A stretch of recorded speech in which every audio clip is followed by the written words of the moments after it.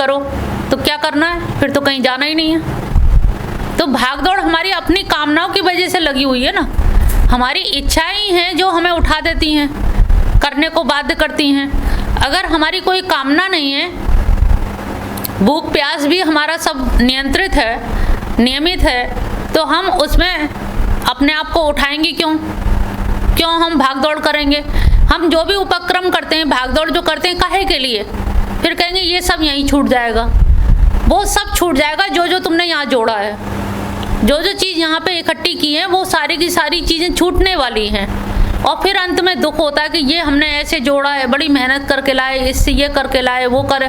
तो मेहनत तुमने की काहे के लिए की, किसने कहा था आपसे? क्योंकि प्रतिस्पर्धा थी, लोगों से आगे बढ़ने की इच्छा थी, और आगे बढ़ने के लिए हमने इतने प्रयास किए, बहुत सरंजाम जुटा लिए, और जब जुट गया तो अब लग रहा है कि अब ये यहीं छूट जाएगा, किसी और को मिल जाएगा और हमें तुरंत वहाँ पहुँचा दिया जाएगा। तो हमारी भागदौड़ किसके लिए थी?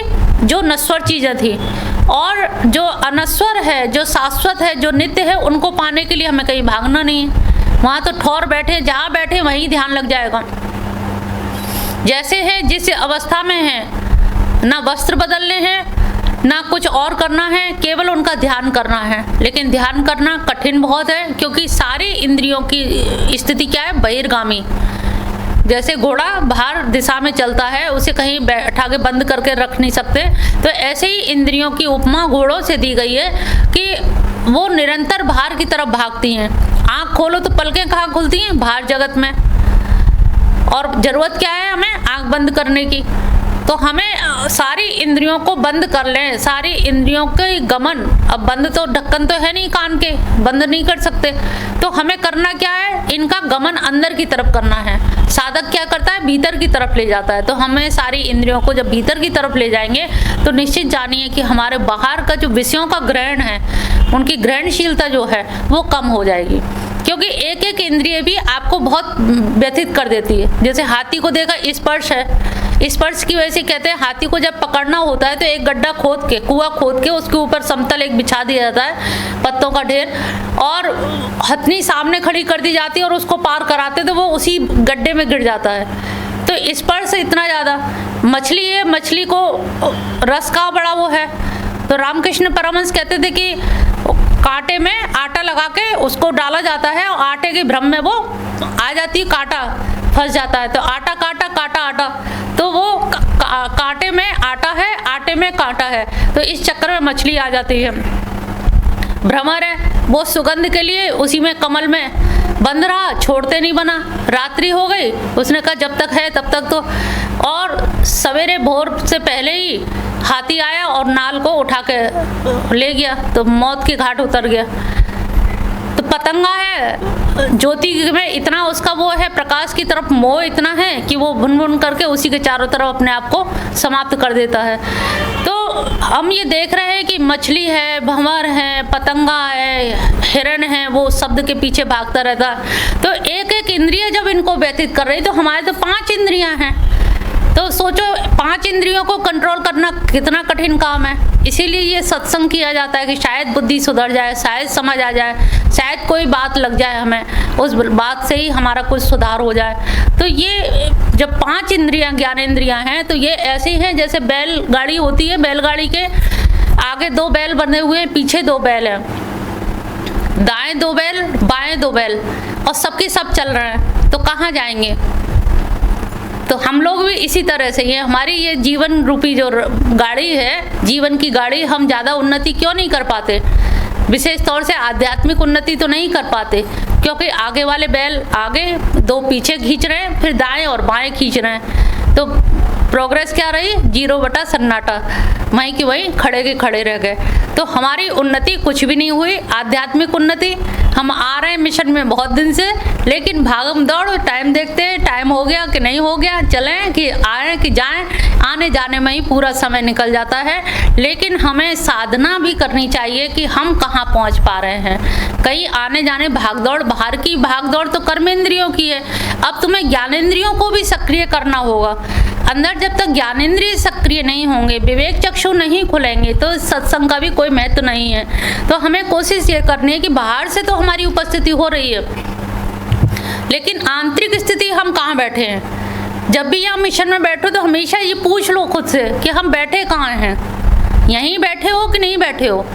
इसमें ईमानदारी बरतना, क्योंकि अपने में इसमें मूढ़ व्यक्ति कहा जाता है कि जो जान रहा है कि सत्संग में आए लेकिन फिर भी मान नहीं रहा। तो जानना और मानना, तो ये चीज़ घटित होती है। तो ये थोड़ा सा खुद को देखना चाहिए कि हम जहाँ बैठे हैं, क्योंकि हमेशा हमारी क्या स्थिति होती है, जहाँ मन होता है वहाँ हम नहीं होते सुमन, जहाँ तन होता है वहाँ मन नहीं होता। अभी कहीं चली गई थी थोड़ी देर के लिए। तो मन और तन को एक सीध में लाना है, और नियति यही है। ऐसा होता है कि जब हमारा मन केंद्रित होता है तो तन की सुध नहीं रहती है, और जब तन चलता है तो मन हमारा स्थिर हो जाता है। इसीलिए नृत्य की विधा को प्रमोट किया गया है कि आप नृत्य के माध्यम से भी एकाग्रचित हो सकते हैं। 72 एषा ब्राह्मी स्थिति पार्थ नैनाम प्राप्य विमुमति। ये जो स्थिति है, अगर जो आप इंद्रियों को कंट्रोल कर लें और सारी कामनाओं को त्याग दें, निस्पृह हो जाए, स्पृहा रहित हो जाए, निरहंकार हो जाए, तो ऐसी स्थिति आपको फिर मोह को प्राप्त नहीं होती है। ये ब्राह्मी स्थिति है, और ऐसी स्थिति वाला व्यक्ति अंत काल में भी उसकी बुद्धि फिर स्थिर रहती है, प्रज्ञा स्थिर रहती है, ब्रह्म निर्वाण मृच्छति, और वो ब्रह्म को प्राप्त हो जाता है। उसे फिर कोई भी तृष्णा या वासना अंत काल में भी, अंत काले अपि, और जिसने अंत काल संभाल लिया उसने कई जन्म सुधर गए। हमारा जो भी प्रयास रहता है, वर्तमान में तो जो मिल गया, जिस घर में जन्म ले लिया, जो हो गया, जैसा रूप मिल गया, लेकिन अब आगे कैसे सुधरे, आगे इस जन्म से और उन्नति कैसे करें। भाई मुझे नहीं लगता कि कोई अपने वर्तमान जीवन से एकदम संतुष्ट हो। थोड़ा बहुत असंतुष्ट होता है कि हम और अच्छे होते, हम और सुंदर होते, और पैसे वाले होते, और पढ़े होते। तो ये जो और की अभिलाषा है, इसके लिए हमें कुछ त्याग भी करना पड़ेगा, कुछ साधना भी करनी पड़ेगी, कुछ ईश्वर के समीप जाएंगे तो हम अपने आप ही ऊपर पहुंचने की चेष्टा हमारी रहेगी। और जितना हम भगवान के पास पहुंचेंगे उतना ही आपके चेहरे पे प्रकाश का रिफ्लेक्शन,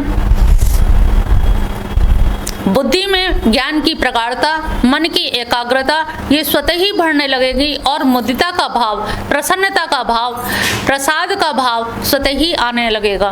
तो ये कामनाओं को त्यागना, क्योंकि जो ये निश्चित है कि जो मिलना था वो मिल गया, इससे ज़्यादा मिलेगा नहीं, और जो आपको मिलना है उसे कोई छीनने वाला नहीं है।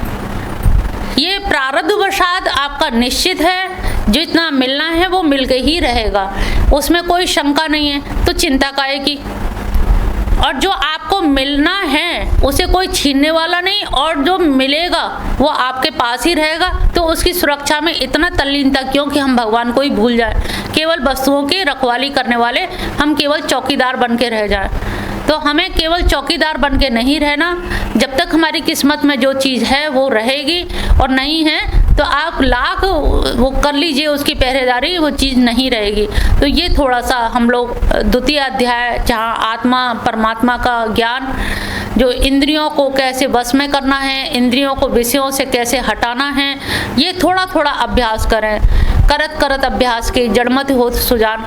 अभ्यास से सारी चीज़ें हो जाती हैं। आगे कृष्ण भगवान से अर्जुन कहते हैं,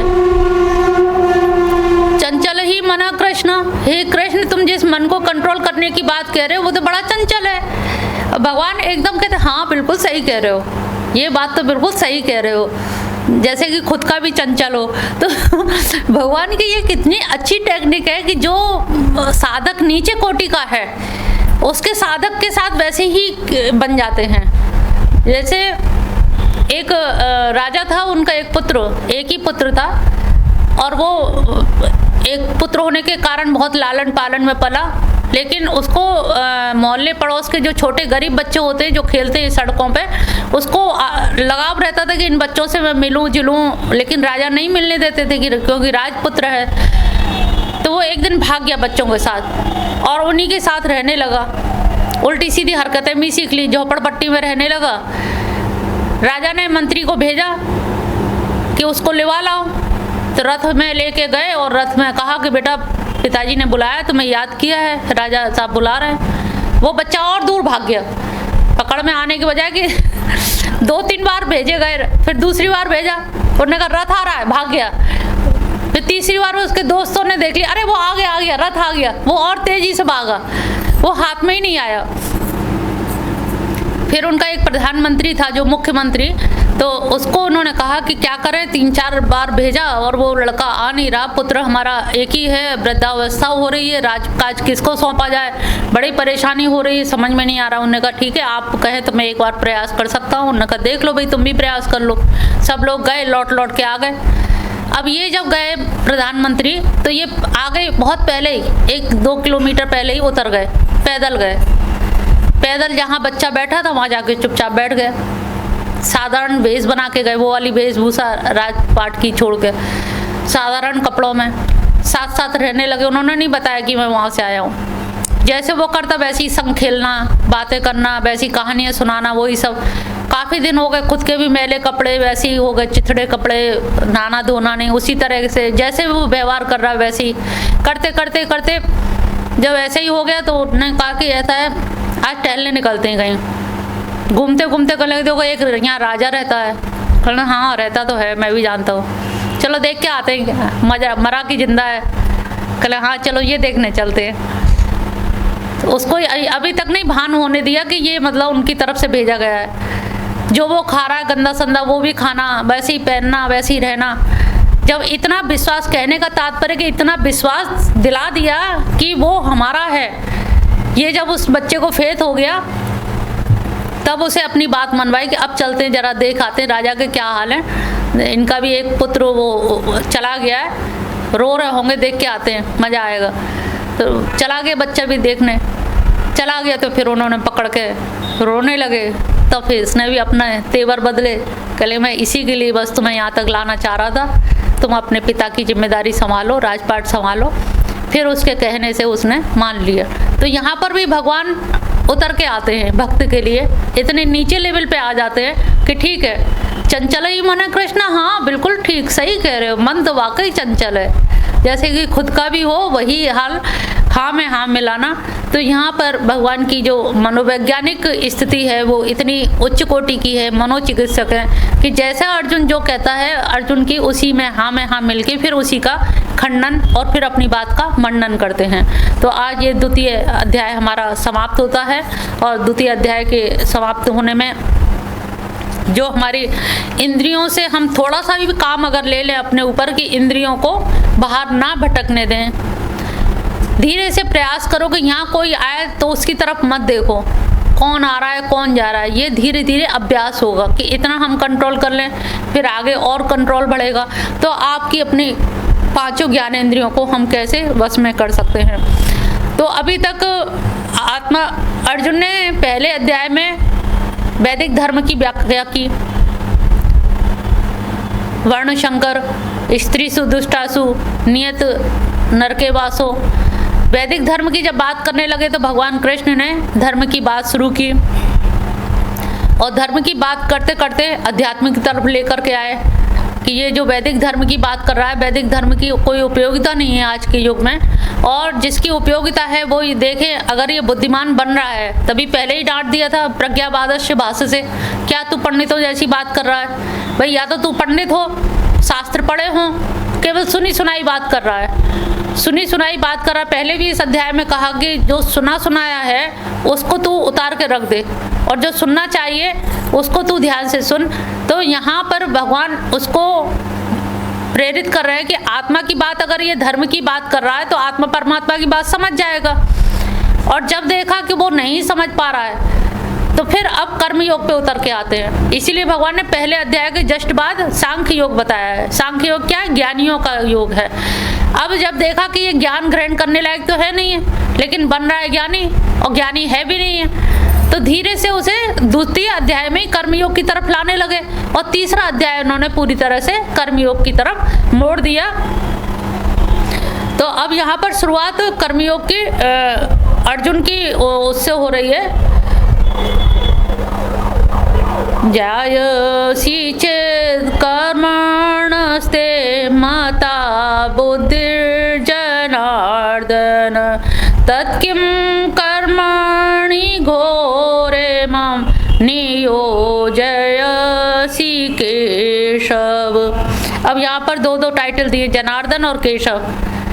केशव का मतलब कश्य अश्य इश्च केसा तान वैते प्रशस्ति। तुम ब्रह्मा विष्णु महेश तीनों के नियामक हो, तीनों को कंट्रोल करने वाले हो, तीनों तुम्हारे उसमें हैं। और जनार्दन जनन अर्दन यानी कि जन जन का तुम कल्याण करने वाले हो, तुम जनार्दन भी हो और केशव भी हो। ये बताइए भगवान, अगर चेत कर्मण से मदा बुद्धि, अगर आपके मत में आपकी बुद्धि में, आपके मत में बुद्धि योग अगर श्रेष्ठ है तो मुझे कर्म योग में क्यों लगा रहे हो? तत्किम कर्मणि घोरे माम नियोजसी केशव, तब मुझे इतने घनघोर कर्म योग में आप क्यों नियोजित कर रहे हो, क्यों लगा रहे हो? ये मुझे नहीं समझ आ रहा है। जब बुद्धि योग, अब वो समझ तो रहा नहीं है पात्र, भाई तेरे उस लेवल का वो तो है नहीं। जीवन भर तूने गांडीव चलाया, जीवन भर शत्रु विजय करने की तूने अभिलाषा रही, और सर्वोत्कृष्ट मैं विजयी रहूं इसलिए एकलव्य का अंगूठा भी तूने ले लिया। तो कौन से उससे आत्मज्ञान दें कि तुझे लगे कि हाँ ये आत्मज्ञान ही रहा है? तेरी बचपन से लेके अभी तक जो विद्या रही वो युद्ध की पारंगतता रही। तो युद्ध की पारंगतता में तुझे उसी में तो संशोधन बताएंगे कि कर्मयोग कर, लेकिन निष्काम भाव से कर, आसक्ति रहित होकर के लड़, मैं और मेरे का भाव खत्म करके लड़। तो उसी कर्मयोग में ही निपुणता लाएंगे। योगा कर्मसु कौशलम, तो कर्म योग में ही निपुणता लाएंगे। लेकिन तू अगर सोचे कि घोर कर्म में क्यों लगा रहे हैं, कि अपनी पात्रता देख, तेरी कर्म की ही पात्रता रही है, इसलिए वो घोर कर्म में लगाना उनका उचित है। व्यामी मिश्रणे वाक्येन बुद्धि मोहसी में तदेकम वद निश्चित्य येन श्रेयमप्याम। अब व्यामी यानी कि मिश्रित से वचन आप जो बोल रहे हो, कुछ आत्मा के बारे में बताया और कुछ आपने कर्मयोग के बारे में। ये जो मिश्रित से जो वाक्य बता रहे हो, इससे मेरी बुद्धि मोहित हो रही है। मैं समझ नहीं पा रहा तुम कहना क्या चाह रहे हो, भाव क्या है, क्या बताना चाह रहे हो? क्योंकि तुमने उसका भी बात बताई, आत्मा की, परमात्मा की भी, और नित्य शुद्ध बुद्ध वो भी बता रहे हैं, और कर्मयोग का भी आप प्रमाणित कर रहे हो। तो बुद्धि योग श्रेष्ठ है या कर्मयोग श्रेष्ठ है? मुझे कोई एक ऐसी चीज दो। अब इसमें अर्जुन इतनी भी मेहनत नहीं करना चाह रहा है कि इससे मैं निर्णय खुद निकाल सकूं। उससे भी, भगवान से भी, जैसे एक बच्चा होता है ना, अपनी माँ से चाहता है कि चबा चबाया खाना वो मुंह में डाल दे, बस चबाना भी ना पड़े। तो ऐसे ही अर्जुन सोच रहा है कि ये एक ऑर्डर दे दे कि ये तू कर। वो ये भी नहीं समझना चाह रहा है कि ज्ञान योग क्या है, बुद्धि योग क्या है, या सांख्य योग क्या है, इसके बारे में सोचना नहीं चाह नहीं रहा, ना कर्मयोग के बारे में जानना चाह रहा। वो कह रहा है मुझे आज्ञा दे दो, मुझे करना क्या है निश्चित करके, क्योंकि मेरी जो बुद्धि है ना इससे भ्रमित हो रही है। तो कोई एक चीज निश्चित कर दीजिए, और निश्चित कर देंगे तो मेरी बुद्धि जो है भ्रमित नहीं होएगी, और इस प्रकार से मेरी बुद्धि मोह को प्राप्त हो रही है। अब भगवान कह रहे हैं लोके अस्मिन दुविधा, इस लोक में दो प्रकार की जो निष्ठाएं कही गई हैं प्राचीन काल में पहले मेरे द्वारा। हे अनग, अनग शब्द यहाँ पर लिया है मया अनग, मेरे अनग मतलब निष्पाप। अर्जुन को निष्पाप बताया है। निष्पाप सुनते ही अर्जुन को लगा कि अरे मेरी तो बहुत बड़ी तारीफ कर दी, अब तो इनको निष्पाप होकर ही दिखाऊंगा। इतनी बड़ी बात कह दी निष्पाप, अब शायद कुछ और भी कहेंगे। और निष्पाप कह के भगवान रथ के आगे भाग में जाके बैठ गए। अब आगे जाके बैठ गए पीट करके अर्जुन की तरफ। तो अब वो सोचने को आतुर है सुनने के लिए कि अब क्या कहेंगे, दूसरा शब्द क्या होगा। अनग तो कह दी, निष्पाप तो कह दी कि मैं पाप रहित हूँ। और यहाँ कहने का मतलब ये था पाप रहित, क्योंकि तुझ में अगर पाप होते तो भगवान ही सामने क्यों आते, तेरा सारथित्व क्यों संभालते। तू पाप रहित है तभी तो भगवान तेरे सामने खड़े हुए हैं, पापी के सामने थोड़ी खड़े होंगे। तो ये पाप रहित अनग से कहा है। और अनग सुन के ही उसको एकदम से जिज्ञासा हुई कि इसका मतलब मुझ में भी अच्छाई है, कुछ तो अच्छाई है। आतुरता बढ़ी, यानी कि जब आतुरता बढ़ती है तो हम उसकी बात को, कोई हमारी जब प्रशंसा करता है तो हम उसकी बात को ध्यान देते हैं। घर में कोई अंकल आंटी आते हैं और बच्चे की तारीफ करे तो वो बच्चा उनसे नमस्ते करने जरूर आएगा, क्योंकि वो तारीफ की है, शायद फिर कोई तारीफ कर दे। तो यहाँ पर अर्जुन से अनग कह के उन्होंने बहुत बड़ा एक चारा फेंक दिया कि अब ये पाप की बात भी नहीं सोचेगा, अनग है कि नहीं है लेकिन अब हो जाएगा, और ये अच्छे से अच्छा काम करने का विचार बनाएगा, जो मैं कहूँगा वो ये सुनेगा। और इस तरह से अनग कह करके वो रथ के आगे भाग में बैठ गए। तो उसे बताया कि मैं